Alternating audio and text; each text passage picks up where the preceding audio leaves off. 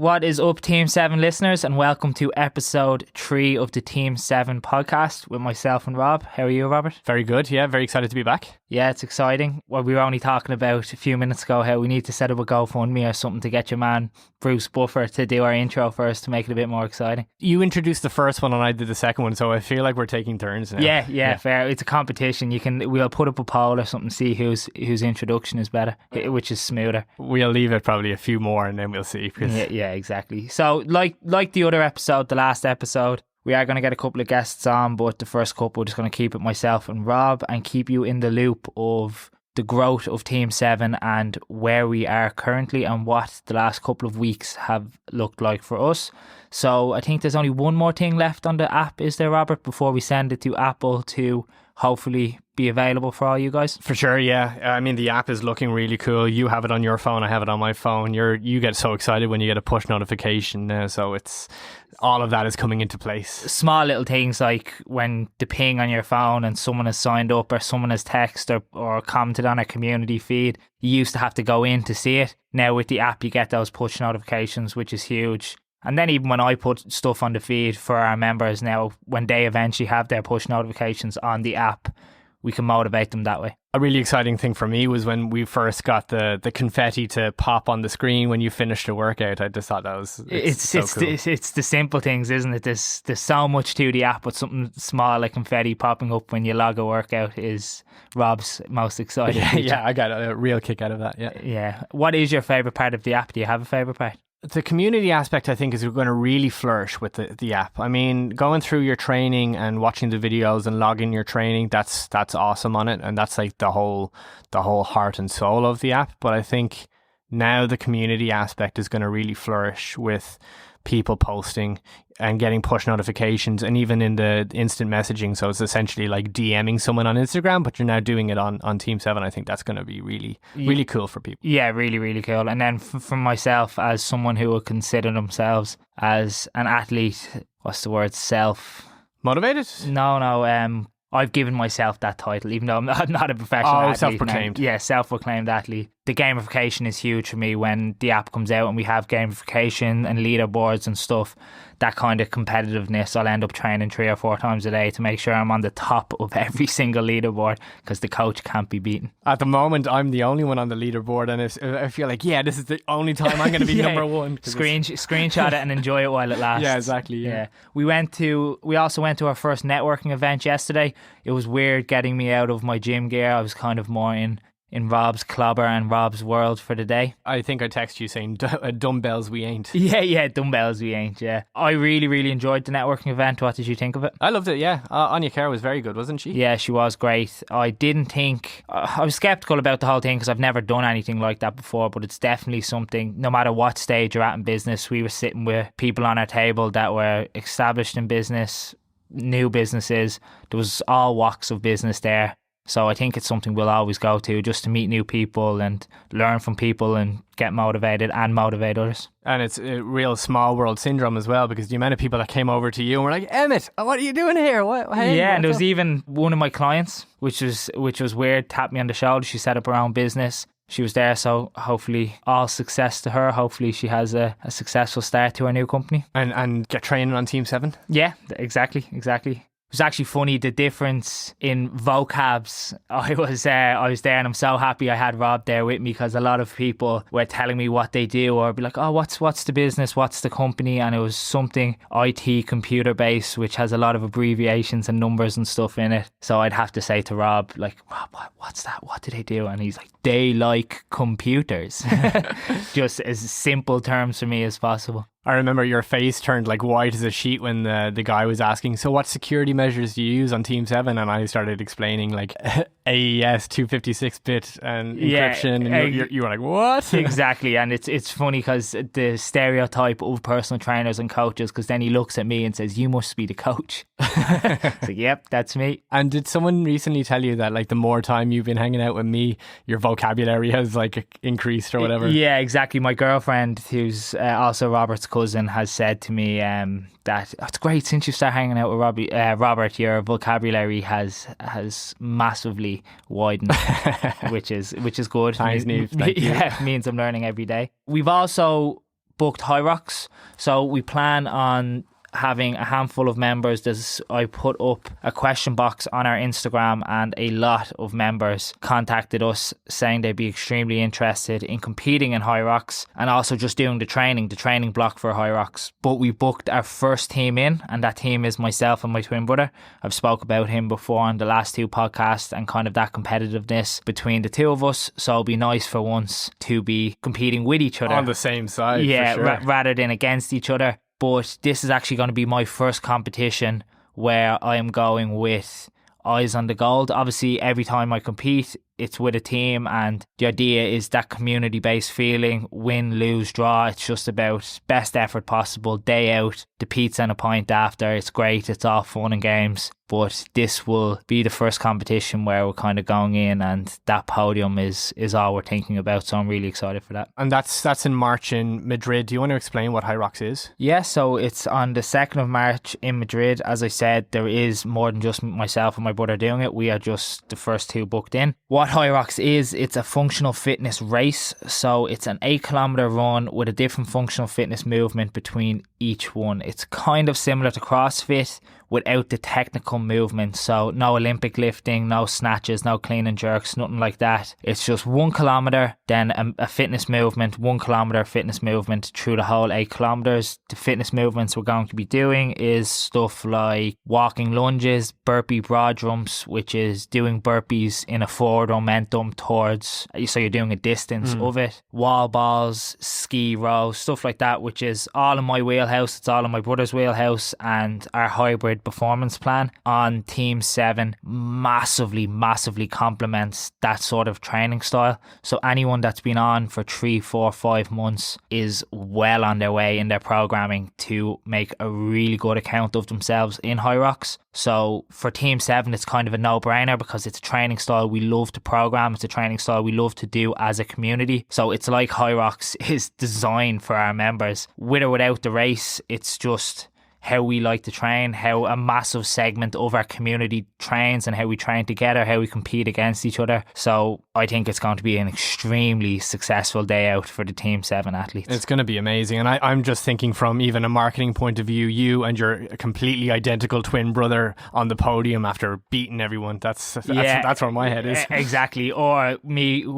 having them in a headlock because we didn't beat everyone. Either way, it's great marketing, which, as I said, is super exciting. Yeah, no, it's going to be amazing. And again, a trip to Madrid, right? Exactly. And something growing up, I used to always have ambitions in sport and stuff, and every time I went on holidays, you'd see athletes or sports teams, hockey teams, crossfitters, powerlifters in all their gear in the airport going to fly somewhere and compete, and I was always so jealous. That's so cool, they're flying somewhere to do a sport. So at 26 years of age, I get to tick that one off the bucket list. I'll have all the Team 7 gear on, flying over to compete. Need to get a duffel bag. A Team 7 duffel bag is all about the image, the cargo. It'll probably be empty. yeah. But it looks cool. Yeah. And myself and Robert are going to Uganda on the 1st of January. And the training there, the great thing about running, me and Rob are only talking about this today, the great thing about running is no matter where you are in the world, no matter what time you have, circumstances, running is always on your doorstep. So the running part won't be an issue. And then we're fortunate to be staying in a very nice hotel, which has a well-equipped gym. I haven't looked deeply into what equipment they have, but I'd back my coaching in a way that I could do an alternative or something to complement each method that they use in HYROX, because we will be 5 weeks out from when I get home. I will need to train when I'm in Uganda. And I'll definitely be dragging Rob into a couple of the sessions to keep me company, to go into the trenches with me, because it's hard to do on your own. So you'll enjoy that, will you? I love the running. I'm not sure about the 32 degrees because Uganda is, I think it's the hottest time of the year for them. Oh, is it? Yeah. So, but you'll be well acclimatized for March weather in Madrid, and that's going to be helpful for you. That's very true. And Rob's a good runner, so that'll push me on as well. So, and if we're running away from a hippo, I mean, we'll have even more motivation to run. So there's plenty of exciting things to come between competing. We have the National Fitness Games and the Turf Games. The National Fitness Games this year is going to be huge because we've only ever had one team competing. the National Fitness Games this year, it's looking like we're going to have 5 or 6 teams with the amount of people who have shown interest, which again is going to motivate people in their training in the new year, and with a block of training. And the app Rob has developed is going to make all of this programming, all of this keeping tabs on people and making sure everybody's smashing their training. It's going to make my life, his life, and the members' life a million times easier. Yeah, I cannot wait. Favourite part of the podcast? The last 2 podcasts I've given slightly less time to the unpopular opinions than I'm going to give today, but the reason we are giving more time to the unpopular opinions is because there is some interesting ones in here, so I reckon it might take a while to get through them all. So I will read them to Rob. We will, again, this is a complete cold reaction. Fair play, Rob, actually. It's actually impressive because I kind of read them, think, oh God, this is what I'm going to say to this. I can't say this. I better not say that. But Rob does a completely unrehearsed and cold reaction of all of them, which is pretty impressive. We should probably switch roles the next time so you're completely off guard. I think that's a one-way trip to get cancelled if I was to say my first thought on each of them. Bodybuilding is on a downward, oh God, this is a word I struggle with. Trajectory? Yeah. Trajectory? Is that the right word? Trajectory. Yeah. Bodybuilding is on a downward trajectory. We all know what you mean. Close enough. Yeah. So what do you think, Rob? Yeah, I mean, like, I remember when I was a kid growing up and everyone was massive. Like, that was the goal. Everyone was just jacked or trying to be jacked. And I don't see that so much now in probably generation younger than you. Like, he literally just, you can leave this in, he literally just told me to put my Poxy phone on silent and I just completely ignored him and then got a message in. I apologise, Rob. Continue. Yeah, so people, when I was growing up, people like like Arnold Schwarzenegger was like the idol. You know, everyone wanted to be Terminator. So I don't know who the idol is now, but I reckon they're probably scrawny, skinny. It's like Robert Pattinson or something. Yeah. Well, I don't trust social media. I feel like because I'm mad into functional fitness now, everybody's mad into functional fitness. Everyone online, everything you see online is functional fitness. But is that because everybody's leaning towards functional fitness? Or is that because my algorithm is now watching what I'm doing, watching what I'm typing in on TikTok, Instagram, YouTube, and creating that around? If I was still massively into bodybuilding and bodybuilders stepping onto stage and stuff like I used to be, would everybody be doing that because that's what I'm seeing online? The circle that you're getting dropped into, I suppose, yeah. So the person who typed this in, the person who texts this, have they taken into running? Have they got into functional fitness? Are they more based in pitch sports and they're just not seeing as much? Sure, yeah. So, I mean, if they Google running shoes, I bet next day their Instagram is filled with like Nike. Mo Farah. Yeah. So I don't know.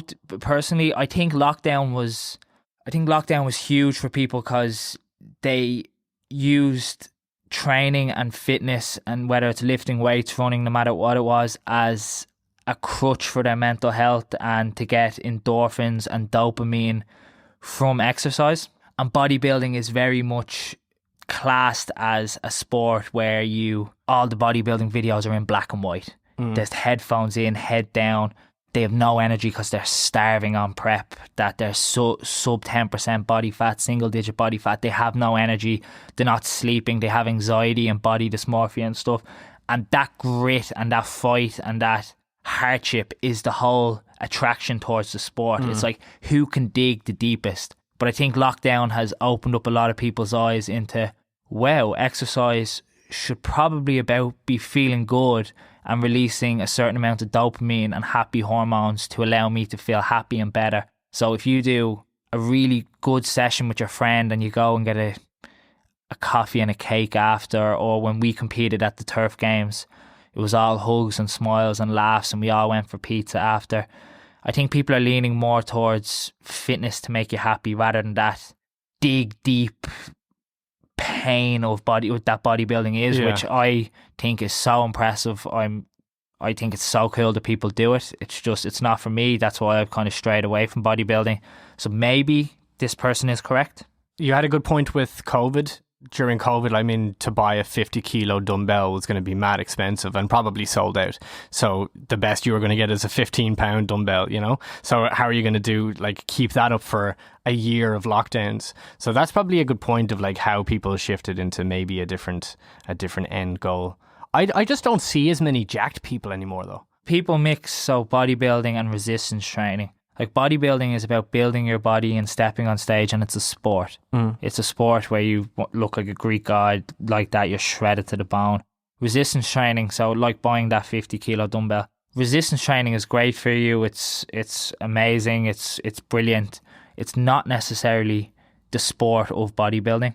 So I don't know if this individual is saying people don't resistance train as much, because they do. Gyms are packed. People lift weights all the time. But I think the sport of bodybuilding, people are kind of leaning more towards functional fitness and stuff. But I could be 100% wrong. I could be completely wrong, because I am looking at my algorithm, what I am into. If I've loads of friends that are bodybuilders, I guarantee if I picked up their phone, they think everybody does bodybuilding. Yeah. I'll move on to the next one. More thought goes into my tattoos. More thought goes into my tattoos than some people put thought into having kids. Laugh my ass off. Where do you even begin with that? I don't know. I read that this morning and I was like, how do I answer that? They put more thought into having a tattoo. Obviously, you put a lot of thought, or you'd want to put a lot of thought into having a tattoo. And sometimes having kids just happens, right? You know? Yeah, I don't know I don't really know how to answer this. Do you mean putting thought into making the baby? Yeah. Or having the baby? And is alcohol involved in this as well? Because you can get a tattoo stupidly and you can have a kid stupidly, right? Yeah, fair. Well, this probably is an unpopular opinion. I to be honest, I don't really know how to answer that. And well done to this individual that asked that, because I think this is probably the first question that myself or Rob can't waffle too much about, because we don't really know how to answer. Wouldn't it be ironic though, you put so much thought into having the tattoo of your kid, but you had the kid by accident? Yeah. Tattooing your kid. Yeah. Right, next one. This was one for Rob that I had to text him and say, do you know what this means? Because I haven't a clue. And it's PHP is goated, and we agreed that we probably wouldn't read this one out, but just I'd like to, anyone that gives an unpopular opinion, it to be said on the podcast, even if we don't touch on it too much, because this might put our listeners to sleep. What's funny is you text me like PHP is goated. What's PHP? And then I went, what's goated? So we both needed help. Yeah. Is PHP goated? No, I think PHP has its uses. It has, like, it's functional for websites and apps. So okay, that's enough of that. Yeah. Moving on. CrossFit better for body comp. So what body composition is how you look. It's two different body types. This is, you look a certain way when you do CrossFit, you look a certain way when you do bodybuilding or running, no matter what sport it is. Saying something is better for body composition, what's your preferred body type? What do you want to look like? So is your body composition you're leaning towards, you want to look like a CrossFit athlete, or do you want to look like a bodybuilder, or do you want to look like a runner? It's very vague. It's what's the image you're going for? Yeah. Do you agree? I'm not particularly a fan of CrossFit anyway. It just sounds... Anytime the word jerk is used in a motion, I was just like, well, that's a broken back. Yeah, fair. My ankle is now broken. Thank you. Yeah, fair. Rob breaks his back every time he jerks. It's an age. Jesus. Not unpopular, but everyone has that one mate growing up that you fancy their ma. Sounds like his mom, his dad. I was thinking the in-betweeners. Yeah. Oh yeah, very true. Yeah. Did you fancy any of your friends' moms? You can name and shame them as well. No, I can't say I did. I fancied my hairdresser at one point when I was a kid. So she was probably someone's mom. Yeah, very, very fair. When I was a kid, what age was kid? Geez, I don't know. When I was 12 maybe. I was that creepy teenager that once I hit a certain age, it wasn't a case of which of my friends' moms I fancy, it was which of my friends' moms I don't fancy. Right. Yeah. Like tumbleweed going down the road was enough to get me going. So I would agree with that. I feel like there a lot of teenagers in their early years when they're going through puberty, Sleepovers were a very intense situation. Yeah. You had a very different childhood than I did anyway. Yeah. Rob was playing Crash Bandicoot. Yeah. Rob's younger than Emmet. Rob is not younger than Emmet, but I'd say he is over the moon to... I think that's a very popular opinion. Yeah, I like that one. Yeah, we'll stick with it. That's done. What's the age difference? 10 years. 10 years, and I would say you do look younger than me, unfortunately. I say when I shave and when you shave your head. When I first shaved my head. Yeah, so you're freshly bald and I'm freshly baby-faced. That's when... Well, I was actually told that I took years off of my age when I shaved my head because I had no one around me that loved me enough to convince me to shave off my Homer Simpson hair. So I had these bits of tumbleweed on the top of my head like an ice gem, which made me look horrendous and way older than I actually am. So once I buzzed it, I took years off my life. You wear a hat 90% of the time though, like you're always wearing I very rarely see you without a hat. I do wear a hat a lot of the time, but I am starting to... I think when you start losing your hair at an early age, it's like a security thing. But as I'm getting older and caring less and less, I'm starting to slowly ditch the hat more and more. Like, you got a compliment yesterday at the meeting. I had my slacks on, I had my nice jumper on, and a man we met through a business meeting who said to me, "What's the story with the cap?" in the last business meeting. Came up to me and said, "You look a lot better without the cap." So didn't he? He said something else funny at the first meeting, the time we met him, and he said, "You don't look like someone who would send an email." Yeah, and that goes in the same category as Rob just says to me one day, "You are the opposite of a nerd." So I'm stupid. I think you went home and asked Neve, what did Rob mean by this? Yeah. Should I have hit him or? Yeah, and then it's like, okay, well, I'll brush that one off. 48 hours later, "You're Emmet, aren't you, the coach? You don't look like someone that would send an email." What? Excuse you. But what was the unpopular opinion? That I'm definitely 100% younger than you. Yeah, I agree. Because I'm so much more mature. Equal pay, lol. I'm going to let you start on this. I imagine they're talking about gender, right? Yep. Oh, well, I would assume so. Yeah. Well, I know the person who put it in, and they're definitely talking about gender. They're outspoken on their social media about stuff like this. Yeah, I believe you should be paid for the expertise and knowledge and experience you have, regardless of gender. Exactly. I think this is the easiest argument to debunk ever, because I think it's the job you do and how good you are at it. Whether you're a man or a woman, no matter what you are, it's if you get paid by brick and you're a bricklayer, and a girl lays 1,000 bricks and gets €1,000, and a boy lays 500 bricks and gets €500, it is fair that woman gets paid €500 more, and vice versa. If you're a chef and you're better at cooking than the other individual, regardless of gender, your pay should be based off the performance you can do in the job. I remember Ronda Rousey was a big UFC star. I think she wrestles now, but she was massive when she first kind of blew onto the scene. She was massive, and someone asked her this question, saying, shouldn't female fighters be paid the same as male fighters? And she had a very good comeback in the sense of, she said, fighters should get paid for the amount of eyeballs they bring to the sport. So because she was the most watched female fighter at the time, she was getting the most money, and her pay was comparable to that of a superstar male in the sport. And she was saying it's because she's bringing the eyeballs, she's bringing the pay-per-view, so she was getting paid appropriately. And maybe at the time, I think women fighting in the UFC was very new at the time, so it was so fresh that not many people were tuning in specifically for that because it was so new. But then now, I mean, female fighters are getting paid the same as male fighters, and I think the same can happen in football, right? That seems to be a conversation. it's actually the other way in football, and people hate hearing this, but women are actually paid a higher percentage of what they bring in than men.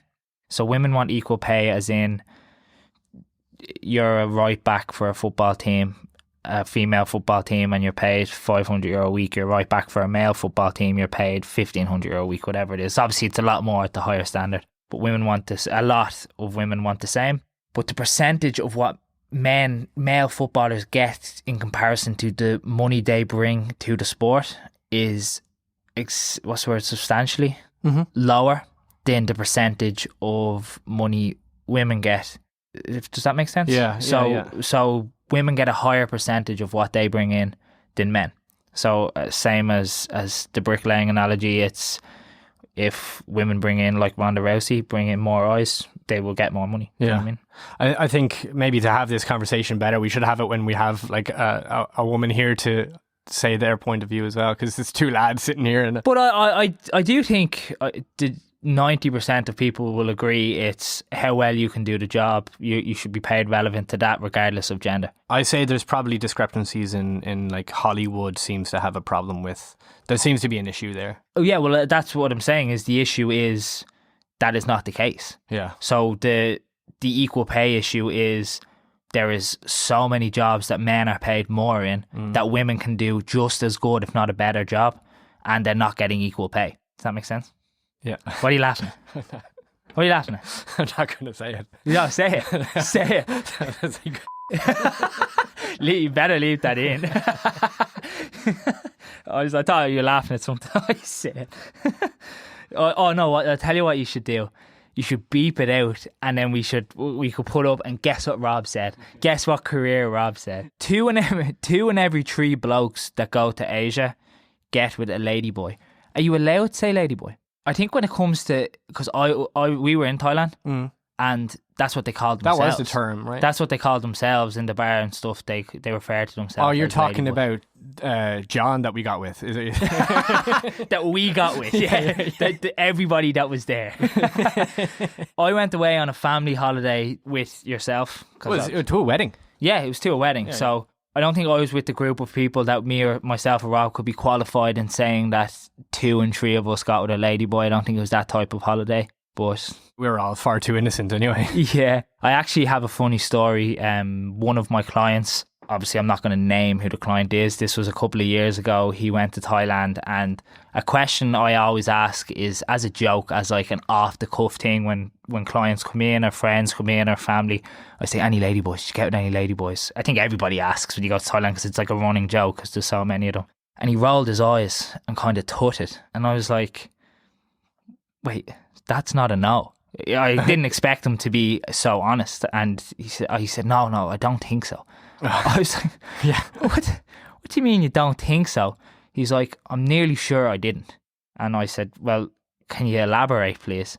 So he says he went out one night, got plastered drunk, can't remember anything, wakes up the next day, looks to his left, he's the most beautiful girl he's ever seen, literally the most beautiful girl he's ever seen. So he says, happy days, I'm going to go to the 7-Eleven down the road and get a coffee and a toasty, and I might get round 2 out of this. And he said, but I never came back. I said, why? He said, because I slipped their shoes on to go to the 7-Eleven. Very good. Yeah. I don't know if that was a comedic story or if he was telling the truth, but it is a funny story. But yeah, so I think we'll close episode 3 there. What do you think? Is there anything else you'd like to touch on? That was the last unpopular opinion. And I don't know if you can tell that we don't hesitate to read any of these unpopular opinions out. So next time we put them up, do your worst. And see how shocked I get when I hear them for the first time. Yeah. And guess what Rob said as well, what career he said there. Thanks a million, guys. Looking forward to the next episode. Thanks, everyone.